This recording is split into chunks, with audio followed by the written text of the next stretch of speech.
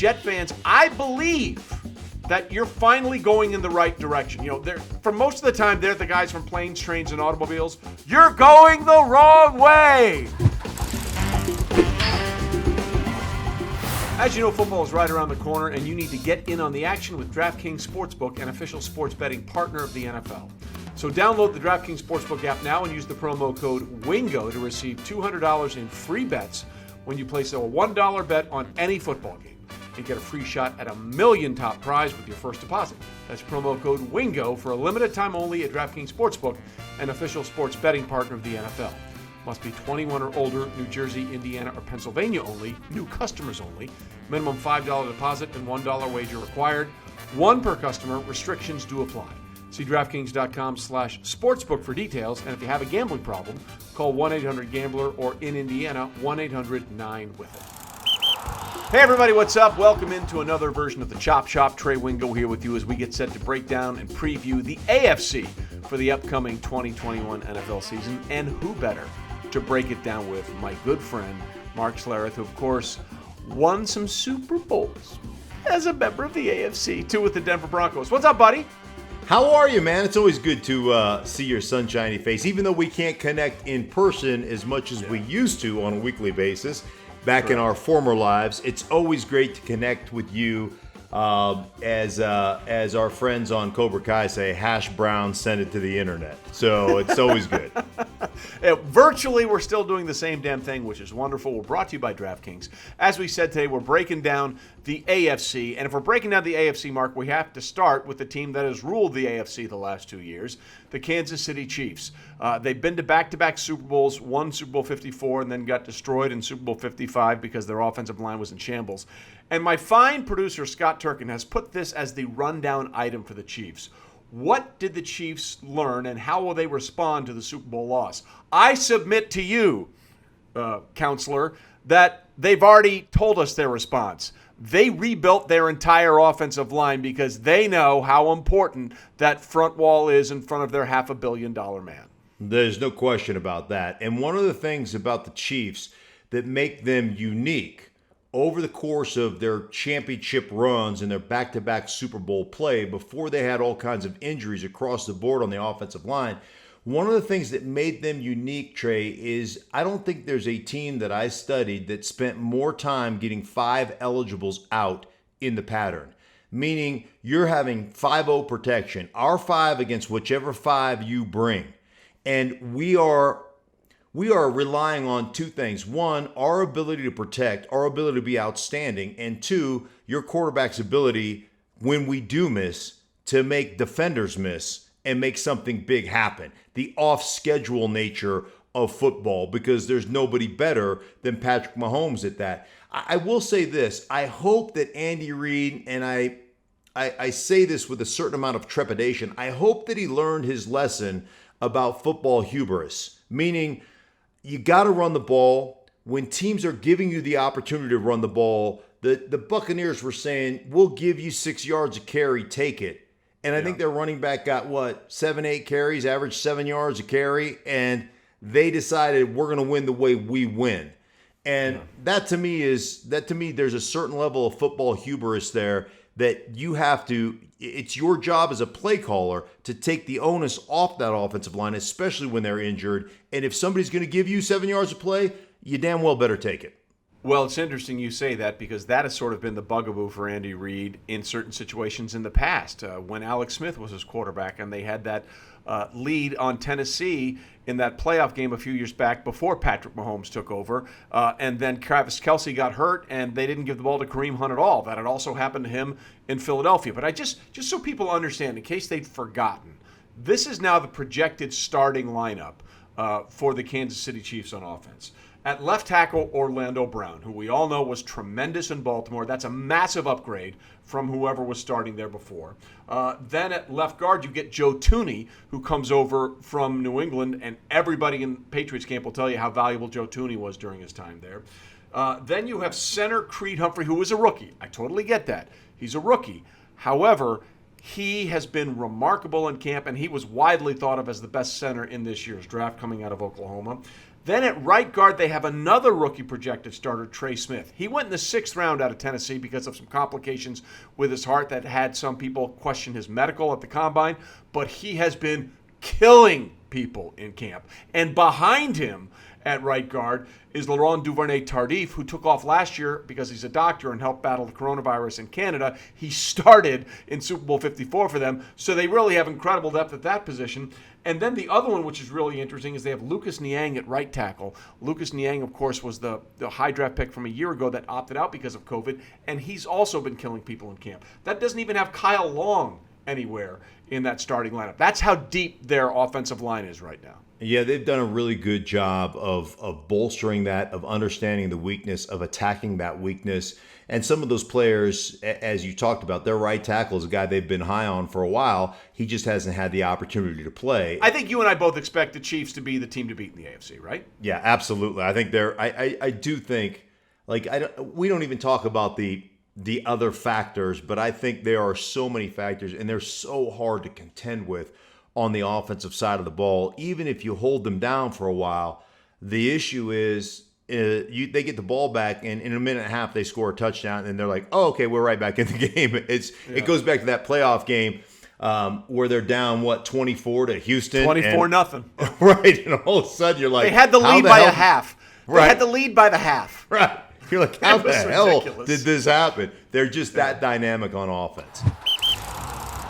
The one thing I always like to say for people to understand, talking about what we expect out of preseason games as opposed to regular season games. A preseason game is a coaching staff saying, here, these are the things we'd like you to do, go execute them. It is not, here, these are the things we'd like you to do. Now, here are the things the defense is going to do to take that away from you. So you have to figure out what they're doing before what you're doing. You have to do it in a blink of an eye, right? That's the difference. It's why I always say, it's like saying a tofu burger is a burger and so is a Wagyu beef burger, but they could not be more different. They're technically both burgers, but they are completely different sandwiches. Yeah, I'm gonna bother some people right now about vegetarians or vegans. And here's what bothers me. Why are you guys taking broccoli and trying to make it taste like meat? We don't take meat as meatgins. We don't take a slab of beef and try to make it taste like broccoli. I find you guys very shifty. Very shifty. I will say this. Those Impossible Burgers, delicious. Delicious. That's why I went with tofu instead of plant-based food. Okay. Now, both of us this summer, Mark, have run afoul of Jets fans. You with your classic ring thing. And then the other day, Rich Cimini, who does a great job for our former employer, ESPN, as the Jets beat writer, put in there something about the poise that Zach Wilson, their rookie quarterback, 2nd overall, has shown so far in camp. And I put something out there on Twitter a couple of days ago that said, hey, this is great and all, but remember, that's the exact same thing everyone was saying about Mark Sanchez in 2009. Well, for whatever reason, the Jet faithful just discovered that I put that out there a week ago, a day before we're having this taping, and there were a million mentions. What the hell are you talking about? And someone actually said, literally, no one ever said this. So this is why people, you need to understand history and understand everything is out there. I did a quick Google search, Sanchez poise. I found 5 articles, including one from Deadspin, that listed, 70 people saying, so poised. It was so poised. He was so impressive. What I really liked about Sanchez was the poise, and I retweeted it with a simple thing, the Google. It stings. So, I feel like Jets fans are very sensitive all the time, and they've had a shitty summer, let's be clear. Carl Lawson out for the year, Vinny Curry out for the year, so it's been bad. All that being said, Jet fans, I believe that you're finally going in the right direction. For most of the time, they're the guys from planes, trains, and automobiles. You're going the wrong way. Right. I think they're going the right way with Joe Douglas, and I think they're going the right way with Robert Saleh as the head coach. But don't tell me about poise from a rookie quarterback, because that really isn't what matters in preseason. You're 100% right. And listen, I liked Zach Wilson coming out. As a matter of fact, I took a rash of crap when I said on my radio show in Denver, I'm not so sure after studying Zach Wilson that I didn't like him better than I like Trevor Lawrence. And not as, a physical specimen, all that stuff, but just Like, one of the things I find enamoring for me is when people talk about big schools and the guy didn't play at the level of competition. And I always think to myself, you played at a big school that you dominated that conference in, that you never lose in that conference, and maybe once or twice a year you match up with like talent. When you play at a small school, you're always out-talented. Like, every team you line up against has more talent than you, or the same amount of talent as you. And what I liked about Zach Wilson was his accuracy and his tight window throws. And I mean, I'm telling you what, he has been, from what I've seen of the preseason, he's been incredibly impressive. As we said earlier, the preseason don't mean diddly squat. To coin a phrase from Jim Mora, it just doesn't mean diddly squat. Or was that somebody else? Diddly poo. He said diddly poo. Yeah, it's one of the great ones of all time. It really doesn't. And I just find New York fans in general are so triggered. They're just like, I mean, Jet fans are miserable. They're miserable. Outside of that 1 year, right? It's been misery. I'm with you though, 100%. I'll see what he is, because they were saying the same thing as when Sam Darnold was there. Correct. We'll see what he is during the regular season. We'll see where this team goes. Robert Saleh, and I've probably done 9 49er games when Robert Saleh was a defensive coordinator. So I've talked to Robert Saleh at length. I love his philosophical approach. I love him as a coach. I love the connection he creates with his players. I love all that stuff. Joe Douglas, I'm with you. They're doing the right things. Bottom line is, that doesn't matter until you produce on a football field, right? Yeah, we see guys all the time that bench press a lot or that run really fast 40s. Tell me when the last time you heard John Ross and his career in Cincinnati. Remember, he was the fastest 40 ever recorded. He's played about 4 games and he's had about 9 catches. That doesn't matter. So when I see production, I'll be willing to give the Jets some props. Until that point in time, they're the Jets. Yeah. And again, right, prove us wrong, but I do feel like things are turning in the right direction. Josh Allen was spectacular last year. Really could have made a case for him being the MVP, although I think the right guy won it, Aaron Rodgers. Buffalo is a really good team. Are they poised to show the same kind of success that we saw in 2020 and 2021? I believe so. They've done such a good job. We used to talk about this all the time, Trey, and I think it's more than a football philosophy. I think it's just a life philosophy. And the greatest organizations and the greatest teams, like, this goes back to the Patriots. Don't tell me what a guy isn't. Tell me what a guy is. Right. And can we use that to our advantage? And I think it's really easy to say that, but it's really hard to live that philosophy, because you have this innate ability as a human to look at the weakness of somebody or look at the faults of somebody and focus on that as opposed to focusing on the good and putting a system together that basically benefits that guy. And in Buffalo, you have to remember, they went to the playoffs with Tyrod Taylor. So what you have to understand is they had been building their roster for some time. And then Josh Allen comes in. They basically eliminate some of the offense. They use him as a running back, so to speak. They make sure they only throw it 22 times a game. They use him in the red zone, and they develop him along the way, help change some of his mechanics throwing the football, help him understand. And all of a sudden, they morph into this spread offense last year where he completes almost 70% of his passes and is phenomenal. But a lot of that has to do with he rolled into an organization that understood what he was, that had a vision for what he could become, and they surrounded him with really good players. And guess what? Bam. It's like, it's not magic. It's not like they went to Hogwarts and waved the magic wand on him. There was a process here, right? Right. Well, what you're talking about is something that I think is really valuable. It's team construct and how you go about doing that. And we'll actually get into that with another team in a little bit. But you're 100% right. It's not just we have a quarterback. It's what do we put around him. And that will come into play in the AFC with the team that had the number 1 overall selection. We'll get to that and a few things more after we take this quick timeout. Chop Shop AFC Preview with Mark Schlereth. As you know, football is right around the corner, and you need to get in on the action with Draftkings Sportsbook, an official sports betting partner of the NFL.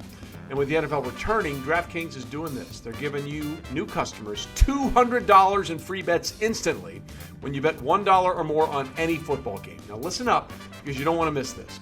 Head to the DraftKings Sportsbook app now and place a bet of $1 or more on any Week 1 game to receive $200 in free bets instantly.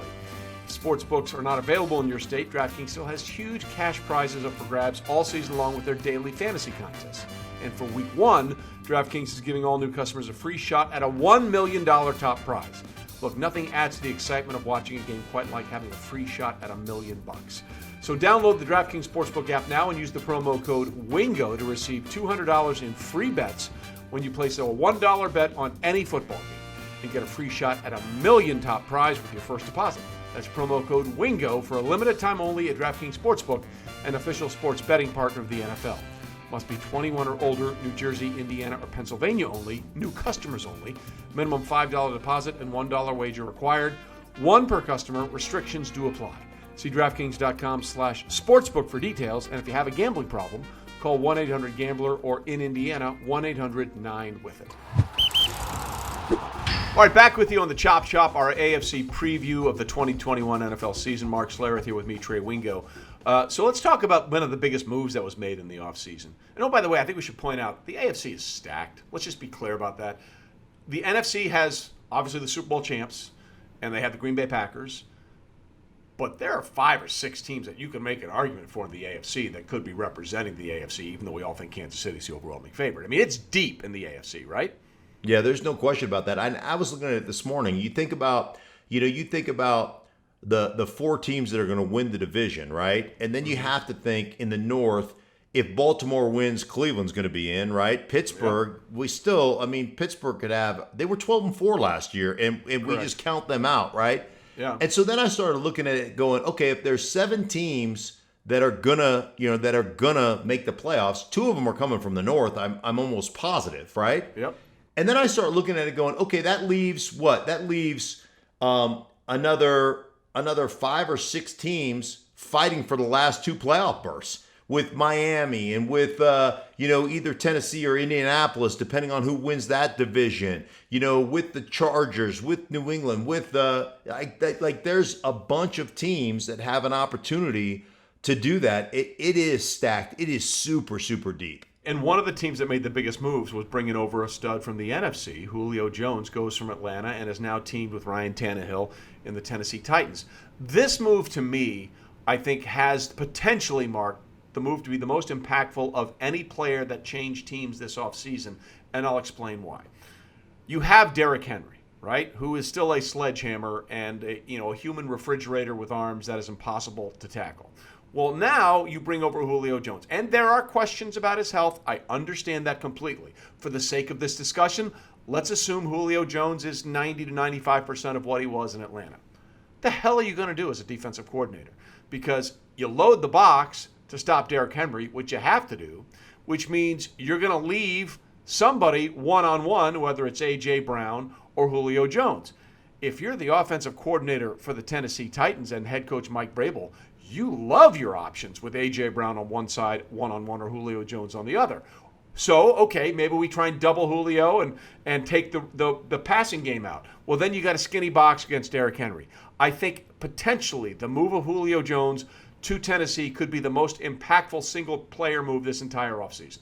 I think it's a great theory. And you're 100% right. Mike Vrabel, I think it really plays into Mike Vrabel being a head coach, because Mike Vrabel is going to say, we're going to win by controlling the line of scrimmage. Yeah. That's the way he played. That's what he was as a player. That's what he is as a coach. He believes in that, and he won't hesitate to say, this is the way we're going to win games. Here's the other part that I think most people that don't cover the league on a day-to-day basis don't understand about Julio Jones. One, obviously you understand that he's a supremely gifted talent. One-on-one, he is uncoverable. His speed in and out of breaks, his ability to get himself open, zone versus man, unbelievable. He's also one of the unselfish players. Like when he's running a route where he's not the primary, he looks like it's identical. You can't tell that he's not the primary.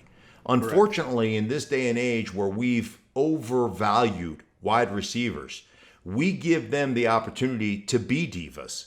We give them the opportunity to say, hey, man, I'm not the primary here. I'm going to half-ass this route.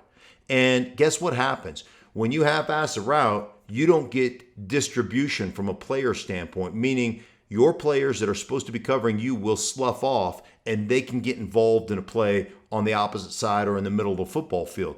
He will not do that. The guy is supremely gifted talent, but he's a great teammate. And when you're at a Friday practice over the last couple of years at Atlanta and you're watching practice, you want to talk about the guy that is setting the tone of how you practice from the wide receiver position. It's that son of a gun right there. So you're not only getting one of the great receivers in football, you're getting one of the great leaders from that position in football. And he's going to open things up not only for himself, but for the other players, for the A.J. Browns of the world. He'll open up that offense. This is to me, one of those interesting football teams because they, like Baltimore, have the ability to really control the tempo and the clock and really play great complementary football. They're a fascinating football team to me, and this is a great move by the Tennessee Titans. All right, we're talking about the AFC, and there's a couple of teams we haven't even mentioned yet. One, the Baltimore Ravens, you just alluded to it, and then the Cleveland Browns. There was somebody out there, I can't remember who it was, that said he's heard from around the league that a lot of people think this is the year that they figure Lamar Jackson out. And I get it. I think that we all think that Lamar needs to find a way to win a little bit more from the pocket to be a more sustained, long-term successful quarterback in the NFL. I don't think that's ever going to change. But, how do you figure out a guy you can't catch? Right? I mean, did the rest of the league get faster? I mean, right. Did everybody else get? You're just I understand. I understand that there are things that you'd like to see Lamar Jackson do better, and maybe he needs to do a little bit more of that. But you can't tackle what you can't catch, and that's the thing Lamar Jackson still is going to have on his resume for a few more years. I would argue that they figured Lamar Jackson out the day he walked in the league. Yeah. They haven't been able to contend with him. Correct. Correct. Hey, I could figure him out. It's pretty easy to figure out. You're going to commit everybody to the box because of the way they run the ball and the matchups they get. And if you divide the offensive formation in half, right? You cut it in half. What they do better than anybody else, because Lamar Jackson becomes the primary runner, is they get a matchup where there are 5-on-4, where there's 6-on-4 on one side of the football. And because Lamar is running the ball, it's actual 11-on-11 football. And they are phenomenal at finding a way to motion somebody across really quick and get an extra guy to block. And so they get a favorable matchup. Here's the issue that Lamar has is, oftentimes he's successful in the passing game because what are you going to defend if you're playing them? You're defending the run. That's where he kills you, right? So every route he throws is a one-on-one individual route. So a guy runs a slant. There's no underneath coverage. It's a pretty easy throw. He makes it. Guy runs down the seam. Somebody's in trail on him. There's nobody over the top. It's a pretty easy throw. What happens is when they get behind, they run into a playoff team that defends the run well, that's got a good plan, and they get behind, and all of a sudden you start having to throw against zones and against concepts where you have layered throws, where you have underneath coverage and over the top coverage. He's not good at it. He has not developed in that part the way he needs to develop. That's the task of John Harbaugh and Greg Roman, their offensive coordinator. That's where they have to get better. But caught up to Lamar. Hey, nobody can catch up to Lamar Jackson. That's like you and a VW Bug trying to race a Porsche. You can't race it. You lose that battle all the time. Yeah. So again, I think the Browns people would say would have the best roster, top to bottom, potential in the NFL. But I don't know if that team's going to find a way to beat Kansas City, right? I mean, the Cleveland Browns are a really good football team. But if you're asking me who am I taking, I'm going to take Kansas City every time. Yeah, I am with you. I mean, that comes down to a lot of things that you have to do well. And ultimately, it also comes down to, let's face it, Kansas City not executing. Kansas City forgetting to run the ball. Kansas City not setting things up. Kansas City saying, we're so talented, we don't have to set anything up. And, and that's to beat Kansas City, that's what you're relying on because they are that talented and they are that good. Then there's this, and we've talked about this a lot today, but I in this episode, when you talked about Kansas City and the job Brett Veach, the GM, has done in structuring that team around Patrick Mahomes, what Brandon Beane, the general manager in Buffalo, has done constructing that team around Josh Allen, what John Robinson has done with Mike Vrabel now in Tennessee, constructing that team and the way they're put together, what John Harbaugh and company have done in Baltimore, constructing that team. Same thing with Cleveland. There are two teams in the AFC that I think are really behind in that situation. One is the Raiders with Jon Gruden. In every way, Mark, you could make a very logical and compelling argument that the Raiders are far worse the 3 years under Jon Gruden than they were the 3 years under Jack Del Rio. Jack won over 8 games a year.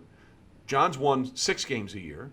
They went to the postseason with Jack Del Rio. They have not sniffed the postseason with Jon Gruden. The 3 years that Jon Gruden has been there, they've averaged 21.4 points per game, which is 24th in the NFL, and they've given up 28, which is dead last in the NFL over those last 3 years.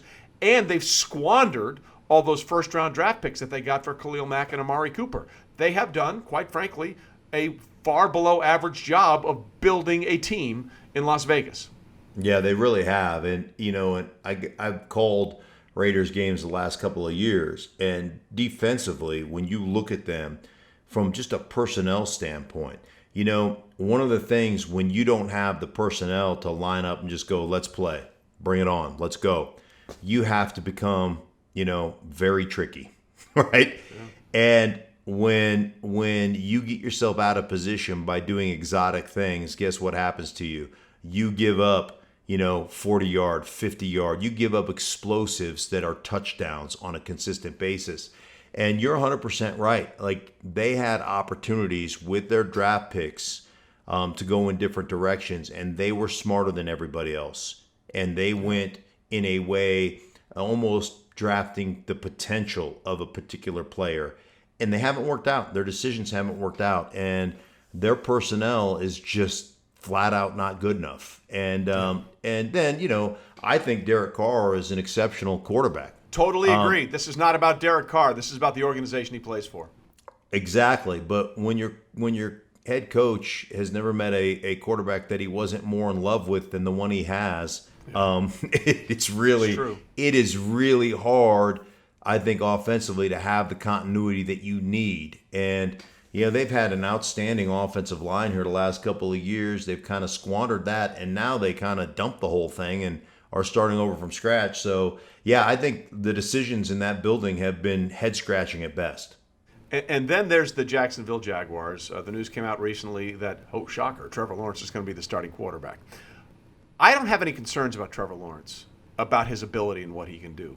I do have massive concerns about what the Jaguars are doing around Trevor Lawrence. And the Monday night game from not too long ago where they lost to the Saints, I'm sorry, Urban Meyer's disposition on the sidelines was unacceptable. He looked disinterested.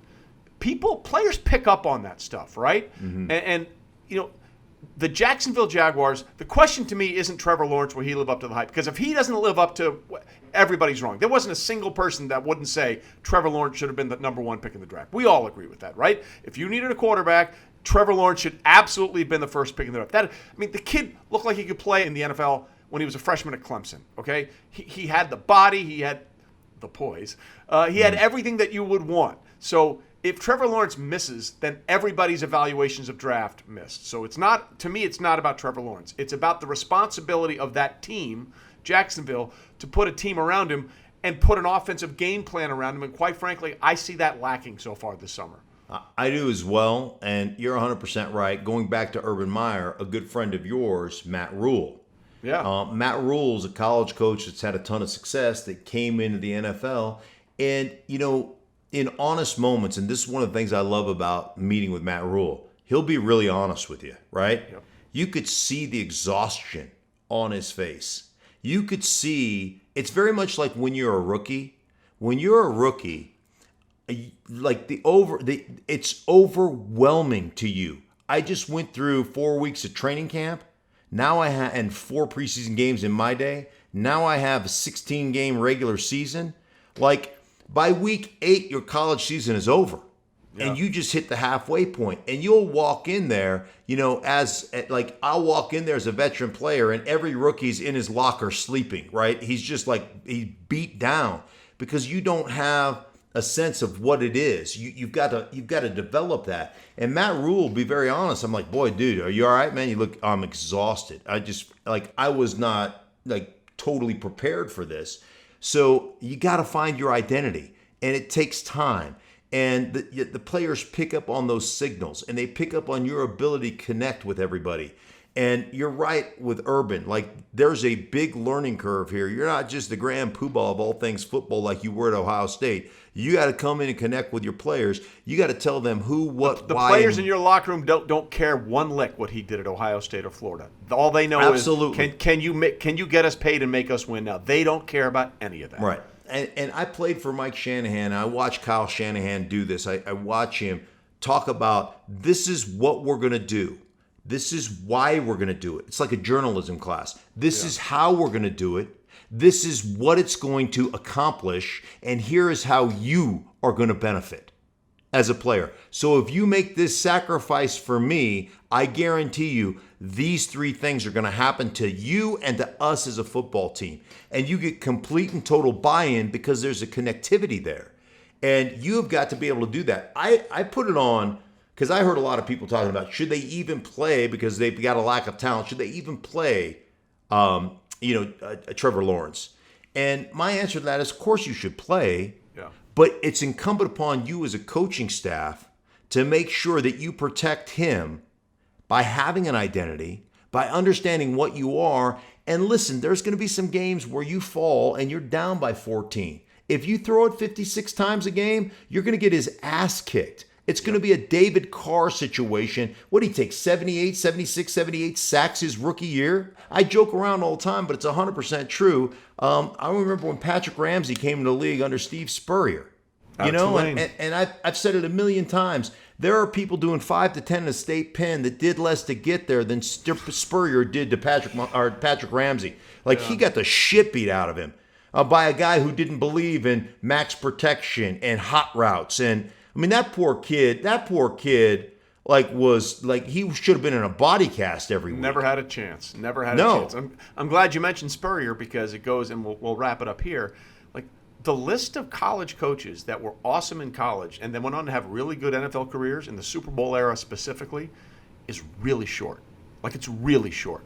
Right. Dick Vermeil, Jimmy Johnson, Tom Coughlin, Pete Carroll. That's kind of it, right? That's kind of, you could throw Jim Harbaugh in there a little bit because he got the 49ers to back-to-back NFC title games and went to a Super Bowl. But it is really hard. Right. And Pete Carroll started off. Remember, Pete Carroll was coaching in New England. He was coaching for the Jets. He was doing all that. Then he actually had an NFL. He had an NFL background before he went and had all kinds of success at USC. It's not easy.